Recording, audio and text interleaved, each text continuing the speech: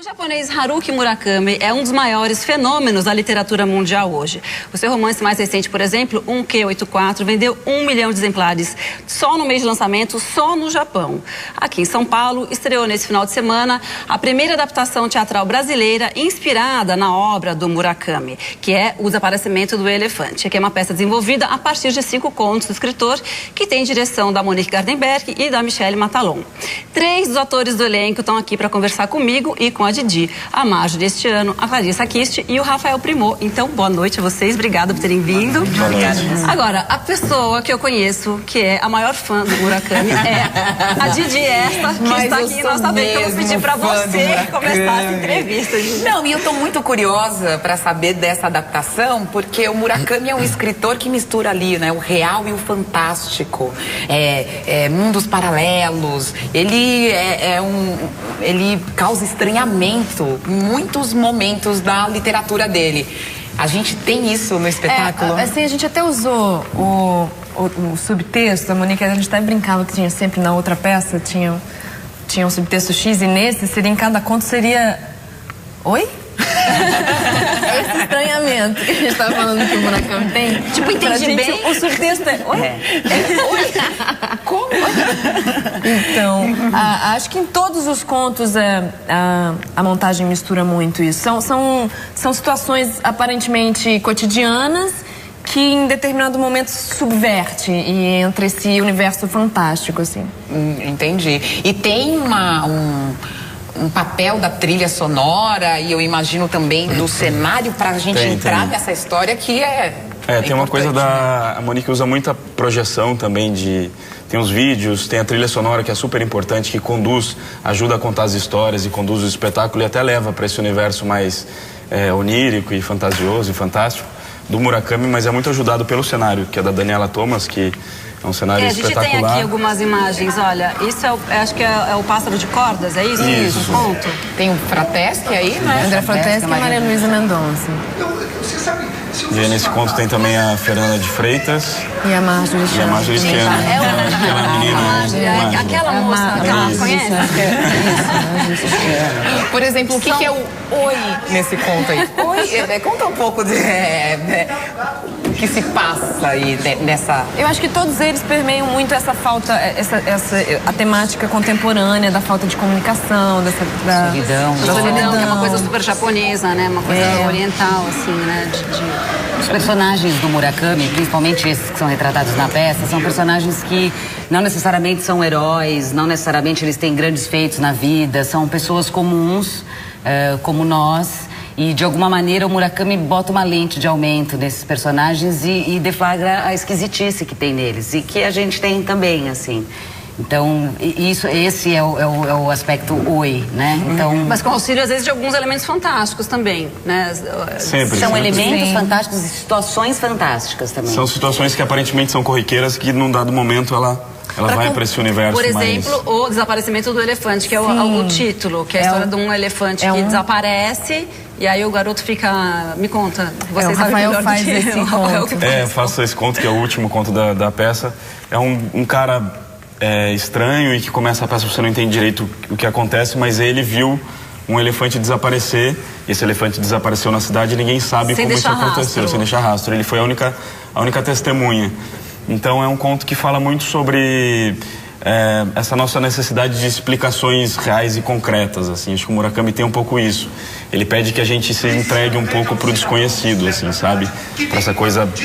a gente tem a necessidade sempre de uma explicação. É esse que a gente tá vendo? Esse é. Ali tá a Clarissa Kist.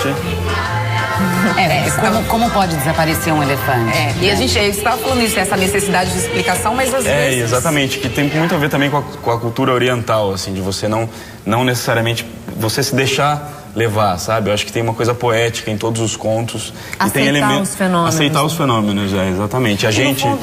Desculpa. No fundo, são coisas que acontecem com a gente, né? Às vezes a gente chega em casa e conta. Hoje aconteceu uma coisa muito maluca comigo. Eu tava numa situação X, cotidiana, e de repente alguma coisa... Então, é fantástico muitas vezes, mas também na nossa vida real, às vezes acontecem umas coisas fantásticas, como se fosse impossível acontecer. Exatamente. Aquilo acontece. E é exatamente isso que o Murakami vai... E bizarras. E em todos os contos, apesar deles serem bem distintos, assim, tem elementos muito fortes do Murakami, né? Que vão aparecendo, que são as coisas dos...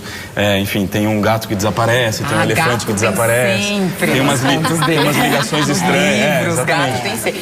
Eu tô lembrando aqui, eu contei até pra Marina na redação, que eu não li muito na ordem. Eu peguei um livro que já é de uma fase que ele ficou ainda um pouco mais fantástico, que chama Kafka à beira-mar. E a primeira frase do livro era assim... E o menino corvo disse, gente, eu já amei essa pessoa. O menino corvo disse. Tipo, normal, o menino corvo. Pronto, ele já começa assim, não tem explicação nenhuma. Vai aí, né? É um exercício incrível pra gente, porque a gente tá tão acostumado a buscar uma racionalidade, né? Uma justificativa de tudo na nossa vida, que acho que até pra compor esses personagens, a gente teve que exercitar muito esse ponto. Eu, pelo menos, tenho essa... Na minha vida, o meu temperamento, eu sou muito racional, assim, então sempre buscando uma... Esse que a gente tá vendo é qual? É o Kiko Esse é o comunicado do canguru. É um funcionário de um departamento de atendimento ao consumidor que se apaixona por uma carta de um consumidor que enviou para ele. E ele se apaixona pela carta, não pelo conteúdo necessariamente da carta, mas, por exemplo, pelo número de vírgulas que a pessoa usa no texto. Ai, que bonito. É uma graça, ele fala sobre a solidão, né? Essa solidão urbana e essa necessidade da gente se relacionar e a dificuldade de se relacionar hoje em dia, né? Então é um cara muito solitário que ele se envolve com uma carta, com as palavras mesmo. Agora assim. vem cá, gente, tô vendo aí que não para de aparecer ator, né? Você tem 3 aqui, daí tem mais 4 lá que São não 9. estão aqui, são 9 no total, né? Larissa Eu sabe o nome de todo mundo. São 5 contos deste livro do Murakami que chama O Desaparecimento do Elefante. Não tem traduzido no português, tem uma versão em português de Portugal. Em inglês chama The Elephant Vanishes. Então são 5 contos independentes entre si, são 5 histórias diferentes. Vocês repetem, digamos assim, um ator pode estar em mais de um conto? Sim, alguns os atores protagonizam um conto, mas também são coadjuvantes de outros contos. Mas o mesmo personagem de um conto vai para outro, não. Só o ator, tá? Outros personagens. Entendi. Existem algumas substituições, caso necessário, mas a princípio tem os oficiais. É que é um elencão, né, gente? Já 9 pessoas, então só tem camarim pra todo mundo. Vocês ficam lá brigando, não, dá licença, vocês estão banheiro agora. Né? A gente se dá muito Aí eu bem. fico imaginando que deve ser também diferente você estar num espetáculo assim, né? Esse entra e sai, esse monte de troca, é uma delícia. Esse daí é qual que a gente tá vendo? Esse é o sono. Esse Maria Luísa Mendonça tá também. Também. Essa é a história da mulher que não fica sem dormir. 17 dias sem 17 dormir. dias e ninguém repara. Quer dizer, o marido nem o filho não reparam. Só ela. Exatamente. É a história de conta que uma, ela na já verdade, teve. é a história de uma mulher que ela tá viva por fora e morta por dentro, assim. O marido é dentista e ele faz uma metáfora com um dente cariado lá, que é essa, enfim... mas é um pouco sobre... Enfim, tem que assistir. Mas É uma mulher que já teve insônia, ficou alguns dias sem dormir na época da faculdade, sofria muito, ficava cansada, exausta. E dessa vez é o contrário, ela tá 17 dias sem dormir, mas ela tá ótima. Ela não tem sono, ela não sente fome, ninguém percebe.